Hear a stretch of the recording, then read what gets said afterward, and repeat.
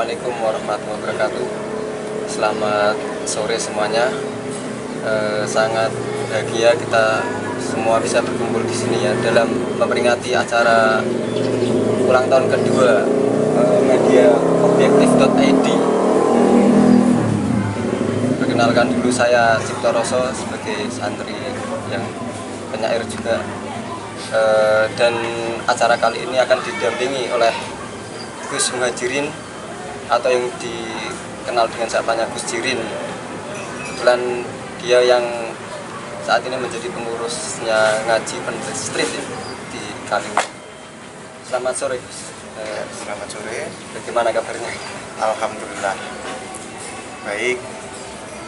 Tentu saja ini momen yang begitu luar biasa ya. Saya sudah menunggu-nunggu Pak. Oh ya. Ini Mas Cipto Roso ini kok tren di Facebook gitu. Saya sangat menunggu-nunggu ini siapa sih gitu. Ya alhamdulillah saya sore ini ditemukan di aura-aura yang benar-benar positif ini ya teman-teman. Hawanya juga syahdu ini, apalagi ditemani kopi dengan kisah-kisah cinta masa lalu yang mungkin masih melekat di dalam hati kita. Objektif.id ini yang saat ini temanya adalah yang diangkat setara senyawa. Setara senyawa. Jadi setara senyawa dari moto media objektif.id adalah kesetaraan kita dalam bermedia dan maupun aktivitas yang lain adalah jauh dari semua orang itu disamakan. Dan untuk nyawa itu adalah kesetaraan kita, kerohaniannya yang motonya hablum minallah wa hablum minan nas. Tapi sebelum jauh ke pembahasan, barangkali juga bisa menyampaikan dulu sebuah prolognya dari Anda tentang ngaji on street itu awalnya bagaimana itu? Ya. Assalamualaikum warahmatullahi wabarakatuh. Waalaikumsalam. Selamat sore. Saya sebenarnya itu kalau disebut pengurus tuh agak sungkan. Nah, itu hanya sebatas mewakili kaum muda yang hilang arah sebenarnya sebenarnya menaungi kaum muda yang hilang arah. Gembala. Jadi ngaji on the street itu sebuah wadah yang kita itu lebih mengutamakan anak-anak muda, yang di situ anak-anak muda itu ingin mempelajari ataupun mengetahui bagaimana sih agama, atau yang lebih dalamnya lagi sebenarnya sifat-sifat ataupun ketika kita itu mempelajari agama itu keuntungannya di mana. Jadi tidak lain tidak bukan itu bahasakan saya memang pemuda-pemuda hilang arah gitu. Nah, itu kita bentuk tahun 2019. Itu yang bentuk itu anak-anak sendiri, anak-anak ngaji on the street yang berawal dari salah satu angkringan yang ada di daerah Skopen. Nah, waktu itu memang benar-benar masih sedikit, hanya 10 anak, 15 anak, sampai berlarutnya tahun barulah kita bisa mempunyai istilahnya yang terdata itu hampir 300 anak muda dari berbagai daerah, tidak hanya Kalimungu tapi juga ada Kalimungu Selatan, Brangsong, Kendal, Bandon dan lain sebagainya. Nah, itu sedikit ataupun profil dari ngaji on the street. Luar biasa ya. Pengembangannya itu bareng-bareng sama teman-teman atau gimana di majelis itu sampai sekarang kan bisa keliling-keliling? Ya, jadi pengembangannya itu dari kita itu menggunakan sistem masih tanpa sekat, gitu. Artinya saya sangat setuju pada sore hari ini itu kan temanya setara senyawa. Kalau di dalam ngaji on the street itu berdiri sama tinggi, duduk sama rendah. Artinya kita itu tidak mempunyai sekat dalam artian kita yang terutama mendoktrin bagaimana orang-orang itu ataupun anak-anak muda itu senang ngaji dulu. Nah, dengan skema yang ada di angkringan, maka istilahnya adalah yang tadinya mereka hanya nongkrong ngopi saja, tapi kita ubah, mereka juga nongkrong ngopi tapi juga ngaji. Jadi tempatnya itu tetap menggunakan kenyamanan mereka, yaitu ada di angkringan. Berarti ada yang berpuas, angkringan sini gitu. Iya, itu dari orang-orangnya sendiri, orang-orang yang mempunyai lahan ataupun mempunyai usaha. Jadi kita juga membantu mereka untuk meramaikan tempat yang mereka bangun untuk usaha, tapi tidak hanya sebatas usaha, tapi juga untuk kebutuhan ngaji. Kemarin kan sempat saya dihubungi oleh tim media mengutarakan setara senyawa. Ini mungkin saya bisa mengutarakan saat ini versi saya dulu. Iya. Kalau saya itu di dunia santri juga kepenyairan tidak jauh lah. Memang semua itu akan mengalami hal sama itu, baik orang yang kaya, miskin maupun orang jalanan, bahwa kesetaraan itu adalah dia itu mempunyai tujuan-tujuan tertentu di balik yang dia alami atau aktivitasnya atau potensinya, bahkan posisinya ya. Seperti kalau saya sudut pandangnya ya sebenarnya tidak beda juga kalau semisal anak santri, anak jalanan itu dia juga mempunyai kesetaraan, artinya ikatan belas kasih walaupun itu kepada teman, dan dia juga mengalami kendala-kendala seperti cobaan atau rasa-rasa kekhawatiran seperti di ayat walana bulanakum bisyai'im minal khauf wal ju'i. Ya, itu kalau sudut pandang saya sebagai santri dan penyair. Mungkin dari panjenengan setara senyawa itu. Secara panjenengan itu selama ini berperan di dalam masyarakat juga ngaji jalan pada anak jalan-jalanan itu. Ya, kalau kita mengambil daripada ngaji on the street yang diartikan dari setara senyawa itu, ya kita melingkupi daripada semuanya. Artinya satu, ketika mereka ada di ngaji on the street, mereka itu satu, yaitu belajar. Tidak ada yang pintar, tidak ada yang bodoh. Karena itu memang secara pengertian pun saya setuju bahwasanya tidak ada orang pintar, tidak ada orang bodoh, yang ada orang kulino. Kayak misal jenengan ini Mas Sudito ini luar biasa gitu teman-teman. Selain penyair, beliau juga hafid ini rencananya. Kita doakan. Tapi ya juga ini juga sebentar lagi ini bil goib 30 juz gitu. Jadi seperti halnya orang ngafalin Quran pun gak ada sebenarnya orang bodoh, orang pintar gitu. Yang ada orang kulino. Orang bisa nanya itu karena kulino kan gitu loh. Mek pinter koyo nopo setorane 3 lembar, 4 lembar. Tapi kalau tidak kulino diterus bakal lali. Artinya kan seperti itu. Nah, di ngaji on the street kita tetapkan seperti itu. Makanya dijunjung tinggi arti daripada keistiqomahan. Jadi mereka yang istilahnya mempunyai masa lalu kelam, mempunyai masa lalu yang buruk, di situ kita nggak ada sekat. Artinya sama. Sampean sing wis apik yo satu tujuan yaitu belajar. Ini yang baru datang dengan masa lalu yang kelam ya tujuannya juga belajar. Jadinya sama, nggak ada perbedaan. Yaitu arti daripada sedikit setara senyawa. Makanya kita kembali daripada hakikat kita adalah kita itu adalah abdi. Artinya kita kawula, kapakno kapak kita kawula, ora bakal dadi raja kan istilahnya seperti itu. Itu kan dalam kesosialisasian ngaji on the street. Mungkin kalau jenengan ada sudutan pandang lain nggak terkait setelah itu ke hablum minallah? Kalau saya berpegang teguh dengan istilahnya cerita-cerita baginda kita, itu kan mempunyai akhlak yang begitu mulia istilahnya.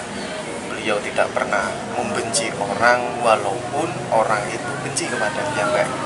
Nah, itu yang membuat salah satu tendensi di mana kita itu tidak mempunyai sekat. Orang itu bisa mempunyai sekat karena dia itu mempunyai hal sensitif di dalam hatinya kan gitu. Misal orang kaya tidak mau berteman dengan orang miskin karena dia itu merasa kaya kan itu. Tapi kalau dia nggak mempunyai rasa kaya, tidak mempunyai rasa di dalam hatinya sebagai orang kaya, pasti dia itu tetap berkumpul kan. Ya sama halnya seperti ketika kita itu tidak mempunyai tendensi penyakit hati, kita menganggapnya dia cukup sebagai manusia, dia hamba Allah, ya kita pasti tidak akan mempunyai sekat. Artinya kita sama, walaupun dia itu lebih pintar ataupun walaupun dia itu lebih kaya dan lain sebagainya, ataupun kita lebih kaya, lebih pintar, tapi ketika kita berhadapan tidak punya sensitivitas daripada hati kita, tentu saja membuat kesetaraan dalam senyap. Kalau itu dalam sosialisasi, mungkin saat ini adalah juga merambah ke dunia digital. Itu ada sikap khusus tidak untuk, soalnya kan apa ya, itu kan mempengaruhi sikap kemanusiaan kita itu agak berbeda dari masa lalu ya, orang-orang dahulu. Mungkin kurang lebihnya setara senyawa yang perlu dikembangkan saat ini itu bagaimana? Dengan cara bahwasanya tetap baik dengan tendensi yang ada di Maulid Tiba itu kan, bahwasanya kita belajar akhlak-akhlakipun Kanjeng Nabi Wakana Sallallahu itu menandakan akhlak-akhlak Kanjeng Nabi yang luar biasa, bahwasanya Kanjeng Nabi itu semua dibaikin semua. Di era digital saat ini, misal ada sekat daripada perbedaan orang, itu lumrah, ataupun pemikiran secara orang itu berbeda itu juga lumrah. Artinya ulama-ulama itu sejak dahulu juga sudah mempunyai perbedaan. Tapi untuk urusan kemanusiaan, urusan kita kepada manusia tetap diusahakan sama. Dengan cara apa? Jangan pernah merasa diri kita itu lebih tinggi daripada orang lain. Nah, kalau di era milenial saat ini, pemuda-pemuda itu yang menjadi condong itu kan mengenai HP biasanya. Ya, kalau nggak iPhone nggak boleh kumpul misalnya. Yeah. Android RAM 3 minggir kan misalnya. Kesetaraannya kurang. Ya, makanya saya kurang setuju itu. Mending kita kembali lagi ke era dahulu Nokia itu, yang dibanteng nggak masalah. Daripada kalau nggak iPhone nggak boleh kumpul. Tapi kalau saya sendiri pun menanggapi seperti itu, nggak kumpul sama iPhone nggak peden. Artinya ya tujuan kita selama hidup ya, saya ingin jadi orang manfaat saja gitu dong. Nggak harus iPhone, nggak harus naiknya Aero ataupun CRF dan lain sebagainya, nggak perlu kan. Yang penting tujuan kita ketika hidup itu tendensinya harus buat kita harus menjadi orang yang manfaat. Ketika sudah kita mempunyai kekuatan di dalam diri kita untuk menjadi orang yang manfaat, maka kita tidak akan terikut angin. Artinya ramai di situ ikut ke situ, ramai ke sini ikut ke sini. Karena kita sudah mempunyai pendirian yang Ngopi dulu.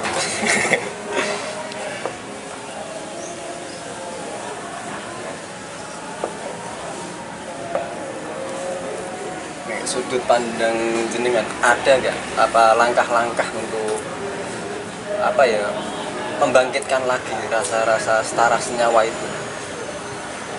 untuk membangkitkan ataupun cara-caranya itu saat ini ya dengan kita itu yang pertama berawal dari kita sendiri. Kita nggak usah melihat orang lain dulu, karena yang terutama adalah diri kita sendiri. Kalau diri kita sendiri sudah terbentuk, ya nanti insya Allah orang lain akan mengikuti kita. Dengan cara apa ya, kita ngasor dulu aja, ngerendah. Kalau kita nggak mau ngerendah, kita nggak mau ngasor, artinya kumpul harus dengan ini. Misal seperti itu, ada tongkrongan kumpulnya harus ini. Tapi kita nggak mau kumpul dengan yang situ. Itu kan nanti membuat sebuah ataupun sekat ya, jarak antara dua kelompok ini. Jadi kita ya sebagai istilahnya Mas Cipto ini santri, bagaimanapun santri itu halnya seperti gula nantinya kan. Istilahnya membuat rasa itu semuanya menjadi enak. Ya, jadi mau kumpul di mana itu harus bisa, dengan catatan harus mempunyai rasa nasor ataupun merendah. Itu kalau menurut daripada tata cara saya sendiri. Jadi yang di saat ini yang saya alami itu pemuda-pemuda itu kan lebih ke elegan, artinya outfit oke, ya kan, terus sepatu dan lain sebagainya, ya nggak masalah. Kita terjun, kita basa-basi, tetap kita ngasor aja. Kita nggak usah mengikuti mereka, tapi kita mengambil hati mereka, bagaimana mereka bisa mengikuti kita untuk menjadikan orang-orang yang pemuda-pemuda itu bisa menjadi orang yang bermanfaat. Siap. Berarti kita perlu merendah dulu. Iya, itu perlu. Apalagi kelasnya Mas nanti kan pasti orang itu dicoba kan. Iya, Ini takutnya kan gini, Mas hafal 30 juz, masa mau nongkrong sama yang nggak hafal kan repot juga kan. Repot, ya. Itu adik-adik masih 15 juz nggak kelasnya. Nggak. Tapi kita juga harus tetap kumpul, kita beri motivasi. Nanti kan orang nyaman. Nah, kita bisa untuk memberikan motivasi kepada mereka untuk mengikuti jalan kita. Artinya ya tujuannya tetap satu, yaitu membuat mereka yang lebih baik menuju ke hal-hal yang positif. Selama ini menurut Anda yang paling agak ekstrim ya, untuk sangat sulit kita tumbuhkan kebangkitan kebersamaannya, tentang apa? Mungkin kan selama ngaji di On The Street kita mungkin mengalir ya, pengikut sama itu sebenarnya dari jenengan tuh ada ajakan khusus atau cara khusus tidak untuk mengangkut teman-teman yang belum bisa mempunyai spirit baru, energi baru untuk kembali ke kesetaraan, yaitu dalam hal yang kebaikan atau keagamaan ya, atau sesuai jalur yang baik lah menurut pandangan. Kalau jalur khusus sebenarnya ya kita bersatu aja sih, bersatu dalam arti misalnya saya belum kenal Mas Cipto, kita berusaha untuk mengenal. Nanti kalau sudah kita masuk di dalam diri Mas Cipto, nanti kita ajak pelan-pelan. Kalau dia mau ya alhamdulillah, kalau dia tidak mau juga tidak masalah. Artinya kembali lagi bahwasanya hati seseorang itu kan semuanya itu karena Allah kan gitu ya. Ya istilahnya seperti itu, bahwasanya kita nggak bisa, kita hanya istilahnya ikhtiar saja. Semuanya yang memberi pergerakan itu adalah Allah kan gitu. Tapi kalau untuk pergerakan untuk menumbuhkan yang paling solid itu hanya satu, istiqomah. Apalagi yang dihadapi ini era milenial ya. Pemuda-pemuda itu ini yang paling banyak ya, ini karena pemuda saat ini itu konteksnya hanya dua. Yang ada di pikiran itu kerja, cari duit, sama percintaan. Iya. Ya, itu aja. Jadi kalau pekerjaannya lancar, percintaannya hancur, mereka akan lari ke ngaji. Artinya dia butuh Tuhan. Memang bagus lah. Dia butuh Tuhan, bagus. Tapi ketika dicoba lagi sama Allah, percintaannya udah kembali lagi, mereka juga lupa dengan Tuhan. Nah itu yang sampai saat ini itu masih sulit untuk mewujudkan keistiqomahan. Artinya saben-saben setiap kondisi apapun, mau kamu patah hati, mau kamu senang, mau kamu sedih, itu tetap di jalan Allah. Artinya tetap ngaji lah istilahnya, seperti itu ya. Tidak waya susah toh ngaji, tapi wah seneng nggak ngaji ya. Itu kompleks banget, umum banget yang terjadi saat ini ya. Tapi memang baik sih kalau secara dipikir-pikir lagi ya, memang lebih baik itu putus percintaan, mereka ngaji itu baik daripada mereka putus percintaan terus minum. Nah itu terus ngamuk di pinggir jalan itu juga meresahkan masyarakat juga ya. Jadi secara pemikiran saya itu seperti itu. Cuman saya selalu berdoa ketika di akhir itu pasti saya minta ya Allah, kita semua itu menyairkan kula nyuwun mugi paringi istiqomah, akhir hayat husnul khotimah. Jadi itu sebuah tafakulan, berharap bahwasanya teman-teman yang ada di sini itu semoga bisa istiqomah ngaji, terus nanti di akhir hayatnya itu bisa meninggal dalam keadaan husnul khotimah. Itu yang paling berat sampai saat ini. Ya mungkin juga Mas Cipto juga merasakan sebagai santri juga, karena saya kalau cerita saya sendiri juga sama sebenarnya. Saya 2 hari nggak ngaji, itu ya untuk memulai ngaji kembali itu susah. Artinya malasnya udah nempel kan gitu. Kayaknya juga itu yang paling sulit itu membangun istiqomah. Artinya kita itu tetap nggak harus banyak, tapi ya kita itu ajak tetap terus step by step lah istilahnya.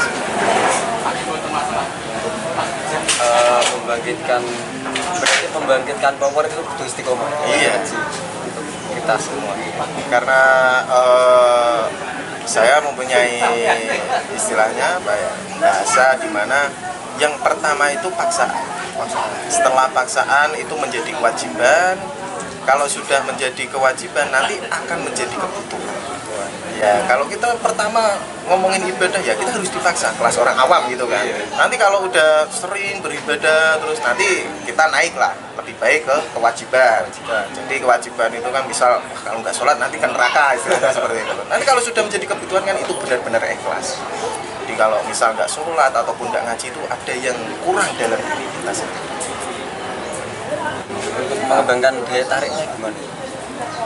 Ya kalau mengembangkan daya tarik ya kita mengikuti zaman aja sih, zaman yang menjadi tren, kita guyon mereka, intinya ya ngaji yang istilahnya membuat mereka itu senang, tapi di sisi lain juga bisa untuk membuat mereka itu meresapi. Artinya seperti itu, tidak hanya sebatas senang terus tapi juga meresapi. Ya kita cara apa itu meresapi?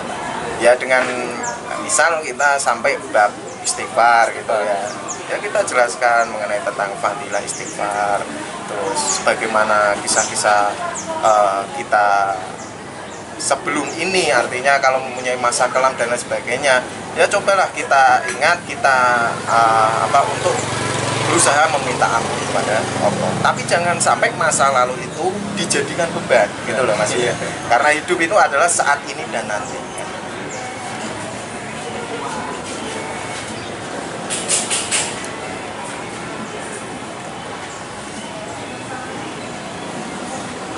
Masih di Setara Senyawa ya Mas?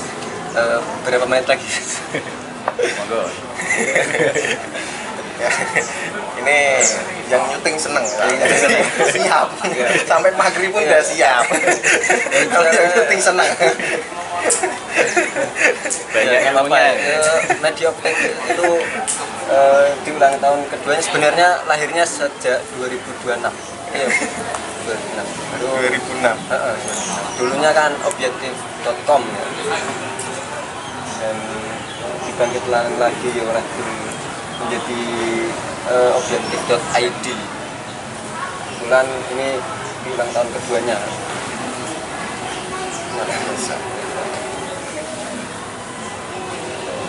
Malam di hari hanya itu kan tanggal 10 Oktober 2022 itu sempat ngobrol-ngobrol, ngumpul-ngumpul, tapi kebetulan masih ada kendala untuk menghadirkan tokoh tertentu, dan kebetulan sore ini sangat beruntung kita bisa menghadirkan Gus Sirin ya, yang popularitasnya sangat naik saat ini. Naik daun ya. Naik daun, tapi tetap Instagramnya tetap followernya 900 ya, naik. Punya 1000 gitu sulit ya. Kayaknya karena saya nggak terlalu good looking kayaknya gitu. Mungkin kalau sedikit good looking itu kayak siapa, Gus Asmi atau apa, mungkin itu bisa lah 2000 bisa itu bisa menjadi daya tarik juga untuk daya tarik masa kini juga mengikuti followernya berapa. Iya.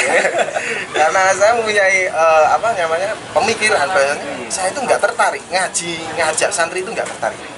Saya lebih suka misal kayak di angkringan-angkringan anak-anak muda yang notabene hanya nongkrong. Itu saya suka ngerangkulin yang seperti itu. Terus kalau saat ini kan mempunyai nama selebgram. Nah itu saya tertarik, saya DM-in gitu. Maksudnya kayak kita manfaatkan followernya gitu. Nah itu tujuan saya bahwasanya kalau santri kan udah sering ngaji kan gitu. Istilah peribahasa itu kan nguyai laut kan gitu lah. Wes asin kok diasini kan istilahnya. Tapi kalau orang-orang yang seperti itu dalam artian mereka disibukkan kerja dan lain sebagainya sampai dia itu lupa, nah itu yang membuat ngaji on the street itu menjadi wadah yang tidak tersekat, artinya juga bisa dikatakan setara senyawa. Jadi saya juga sempat ditelepon sama tim objektif.id ya untuk dimintai tentang pendapat setara senyawa, tapi saya melihat kok bandingannya Gus Jirin, Pak Ustadz Ali, ntar malam kan saya ke Ustadz Ali jadi juga, wah ini repot ini ntar ya. Jadi wah saya angkat tangan aja nggak jawab itu. Berapa kali itu ditanyain itu sampai 4 kali. Menurut Anda bagaimana? Ini biar yang menjawab yang ahlinya aja ya Pak. Nah ini untung saya dari tadi sejak awal saya nggak ngeluarin dalil ya. Karena nanti malam kan masih ada Ustadz Ali gitu. Itu juga berbahaya juga menurut saya.